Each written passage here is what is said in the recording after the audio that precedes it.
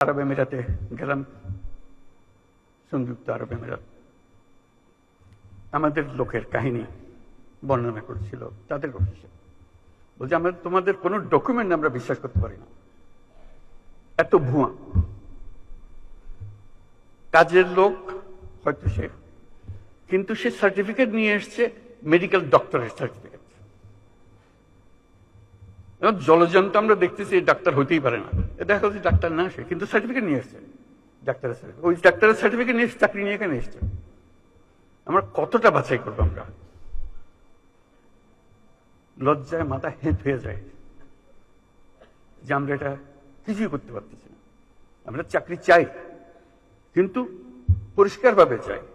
এরকম ভুয়া একজন যে চাকরি দিচ্ছে তাকে আমি নিজেকে ডাক্তার বলে পরিচয় দিয়ে গেলাম, আসলে শেষ পর্যন্ত গিয়ে চাকরি দিব কোথাও, শুধু এখানে পার হওয়ার জন্য ডাক্তারের সার্টিফিকেট তার দরকার হয়েছে। এবং আমরা কেউ না কেউ তাকে এই সার্টিফিকেট দিচ্ছি, নিশ্চয়ই অর্থের বিনিময়ে দিচ্ছি।